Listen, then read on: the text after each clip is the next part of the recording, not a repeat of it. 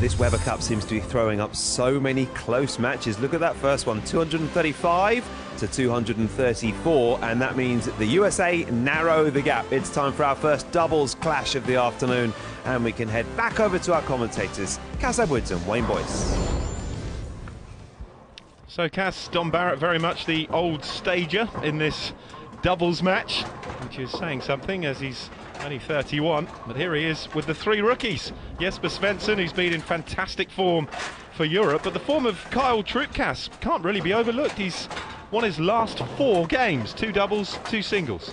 Yes, he seems pretty much lined up, but let's not forget, this is Scotch doubles, meaning the lead-off man, if he doesn't strike, has to take the spare. And then if they do strike, they change the order round in frame number 2. Don Barrett looking for an instant response, having just lost to Kyle Troup by that 1-point deficit. In fact, Troup and Kent picked up the 2 individual points for the USA in the evening session yesterday with successive wins against Larson and Williams. So I think it's fair to say that Troup and Kent have both settled in nicely now to the Weber Cup. Well, that's right, and I think they like this 45 feet length pattern that the captain Parker Bone has picked. It's probably something they play on more regularly at home on the US tour. And it's just a matter of can they pick up some more points in this afternoon session. But they're certainly up against probably the 2 hottest players in the world at this time, in the guise of Svensson and Barrett. You couldn't pick 2 better players to come out for Europe. And Svensson, we're going to be seeing a lot of him in this afternoon session. He's up again against Parker Bone, the 3rd in the singles, then another doubles, and then he'll finish the session against Wes Malott. 2.62 is average score, 22 strikes, 73.33% strike rate.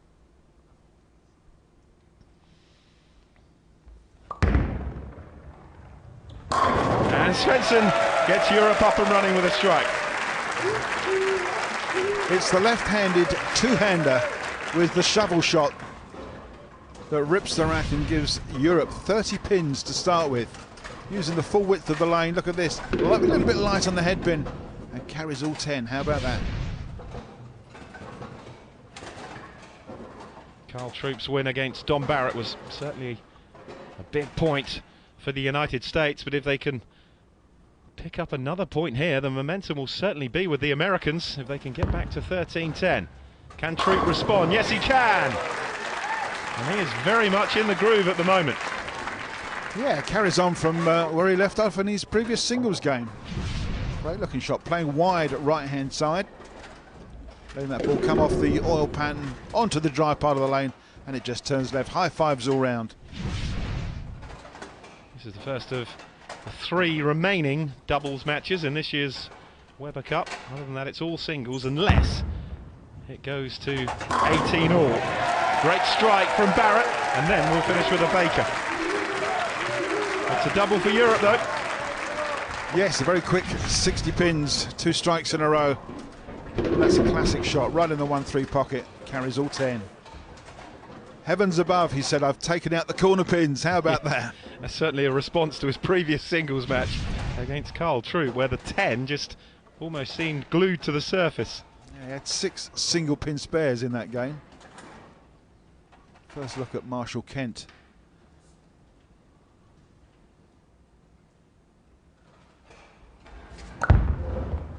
It's been strikes all the way so far. And it's another one! Well, is his luck changing? The bowling gods were certainly against him previously, but not now, perhaps. Yeah, really nice hard hit here. Fraction light on the head bin, and it's going to come back across the deck. It's called the Messenger, and it's got enough momentum to take that 10 pin away. Look at that, and that counts as a 10. The Messenger almost ran out of fuel, but it got there. Strikes all the way. 60 points each from 2 frames. We're back to Svensson.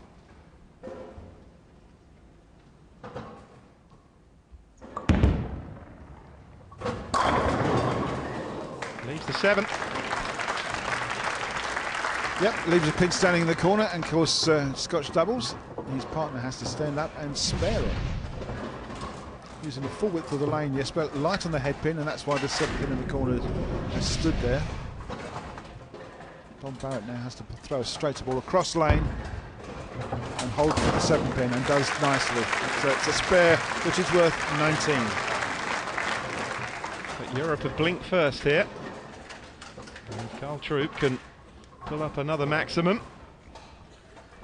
They will have their noses in front again in this session. Buries those fingers deep into the ball. No thumb goes in. Touches his left hip with his left hand to dry it. It's a little characteristic he's got, and wraps those fingers hard around that ball and snaps it off to give it plenty of rotation.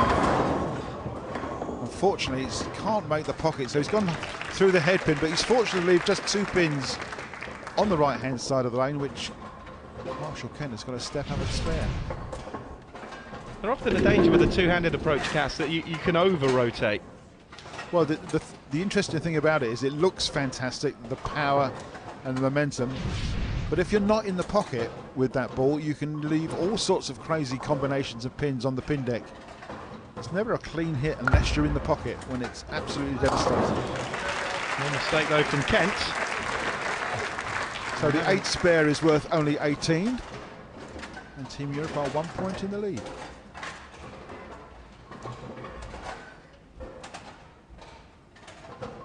Svensson may be a rookie, but he's certainly looked like an old stager at the Weber Cup, and given his performances here already, no doubt we're sure to see him for many years to come. Well, he's had the biggest win possible on the US Tour. He's won the Tournament of Champions last year at only age 21.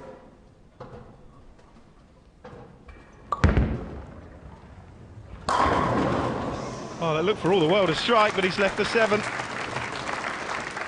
Yes, one of the hottest properties on the bowling world at the moment. Couldn't dig that 7 pin out. He seems to be going wide out on that left-hand side. Not quite getting back, and that's why there's 7 pin standing. Another spare from Don Barrett, the European captain, to have to shoot at.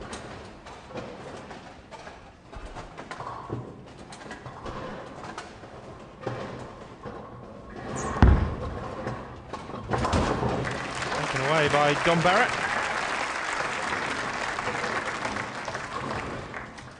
He's been the spare man in the last 2 frames now. Well, yeah, I mean, spares are okay. They're worth, 17, 18 or 19, whatever you shoot on that first ball. As long as they don't have open frames, that seems to be the trouble. That seems to be the killer of the game. But these guys are of such a high standard. You don't see that many open frames. It's all spares and strikes, which is great to see under this new scoring system. Troup looking to put the US in front, but that's what you were talking about, Casa. A horrible split again for Carl Troup. Yeah, something went a little bit wrong here. It didn't hit quite right, and it's left the 8 and the 10, which is just ridiculous leave off of a pocket hit. Carl cannot believe it, because he knows that Marshall Kent will not spare this. This is almost an impossible spare, and it will be the first open frame. See Barrett and Svensson deep in discussion behind Marshall Kent as he lines this one up. He needs to make sure he took at least 1. You never know how crucial that 1 pin could be. We saw that in the last singles between Barrett and Troup. And there's the scoring so far. That first open frame then in frame 4 for Kent and Troup. 2 strikes, 2 spares for Barrett and Svensson. And the Swede looking to get back on the strike trail here and hit home the advantage of that American open frame. Yeah, it was a very unfortunate open frame for them. Can the Europeans take advantage? Yes, with a hitman. Perry's all 10 with a great looking shot, and the crowd have really erupted. It's a high 5 round for the European guys. How about that? Cries of Europe, Europe. Don Barrett was saying, wasn't he? He wanted the Americans to feel the heat this afternoon, and the partisan crowd will play their part in that. Certainly starting to enjoy himself is Jesper Svensson, and we'll be seeing more of him later through this session. After leaving that horrible split last time out, he hopes for better this time around, but he hasn't. And suddenly, he's hit the ropes, Troup. Yeah, kind of the wheels kind of come off in the last two shots. Now, he's changed line on that first ball. He's moved slightly inside to the left, not playing the outside of the lane. And it's hit high. Look at that, it's right on and it's left the 4 and the 9 pin standing. So he was trying to make some sort of change there to get some more reaction in the back end, and it's come off worse than he anticipated. It is a makeable spare, but it's quite difficult. You've got to hit the 4 pin very light, left hand side, and bounce it across. And the odds are it could well be another open frame, which would be 2 in a row. It would be an absolute disaster for the Americans. Oh, he's missed them completely. And it is a second successive open frame for Kent and Troup. Yeah, they certainly didn't need that. Just 8 pins scored in that frame. It was very close. He knew exactly what he wanted to do. If just chipped that one across, it would have taken the spare out and it would have been worth 18. He's looking to hit that so thin, isn't he, to get it across. It's no surprise that he's missed the pin. Well, from 60 feet, you have to be very, very accurate. Don Barrett now working on a strike. Could just about turn the screw on this one and steam away. And he does. Fabulous shot from Don Barrett, and look at the reaction. Getting that crowd behind him. That's what he was talking about before play started this afternoon. And there is daylight between the seams now. It's a great looking shot from Barrett, right in the pocket. Goes through the 1, 3, 5 and the 9 pin and carries all 10. When you're struggling, it's like double jeopardy, Cass, isn't it? You're struggling with your own game, but then your opponents, of course, relax because they get themselves into a lead. That's what it's all about. Yeah, you're quite right, Wayne.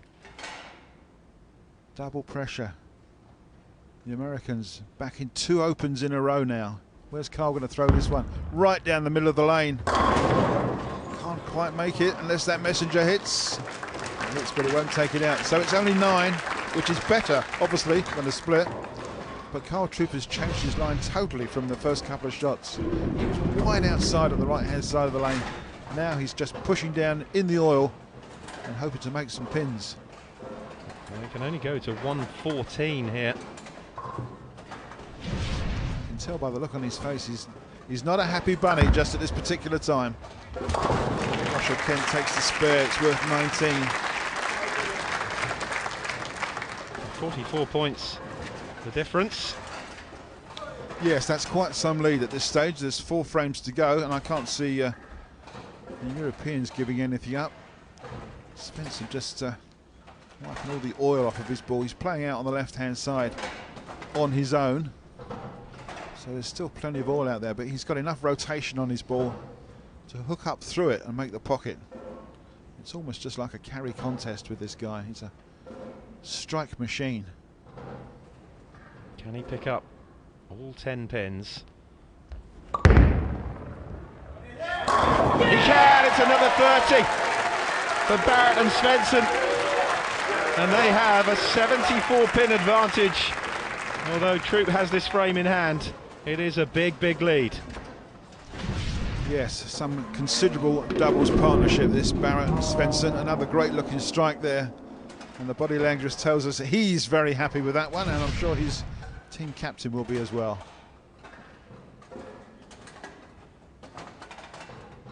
Pressure time now on Carl Troup.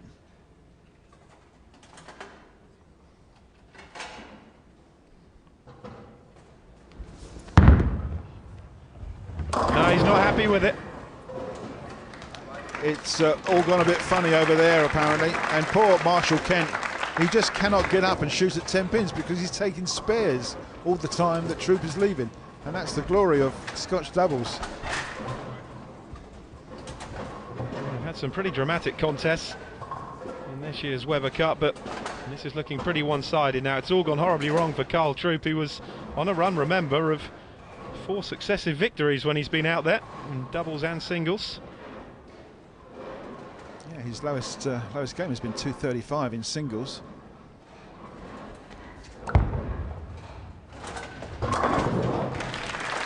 Shot from Kent.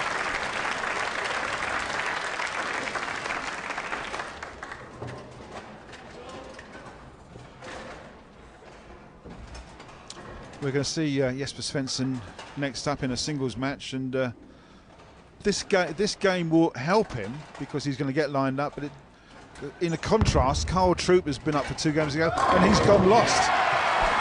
In the meantime, the European captain is just burying the Americans. It's all over bar the shouting. 4 in a row now for Svensson and Barrett. Svensson looks set to continue this remarkable record that the only match he's been involved in losing is the Baker, and it's very difficult to count that as an individual defeat, isn't it? He only bowled 2 balls, or 3 balls, yeah. He's effectively unbeaten here, Svensson. Oh, well done, Carl. Get back there with 10. It's good to see. Really have warmed to him, haven't they, the crowd here? Well, the only difference that's really going to make is that Marshall Kent can stand up and bowl at 10 pins. Well, there's the scorecard, which looks pretty tasty for Barrett and Svensson. Just 2 spares, the rest all perfect. And the crowd have certainly taken to Jesper Svensson here. They can see that this game is pretty much over. And he's just 5 pins. And that's certainly 5 pins, isn't it? Another strike, and that is a victory and a point for Europe.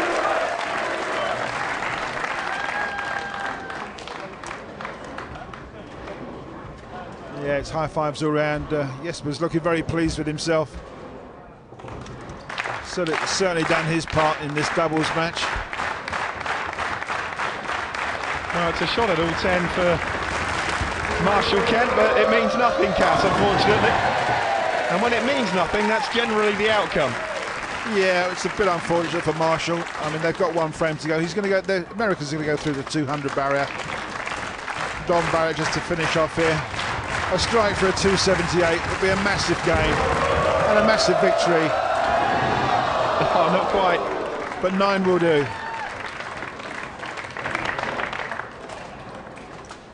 Yeah, Scotch doubles. Jesper's got to spare this one to get the pin count. He'll go hard and straight at it. Gets his giant cue ball out again. Spare for 267. What a great game from the European duo.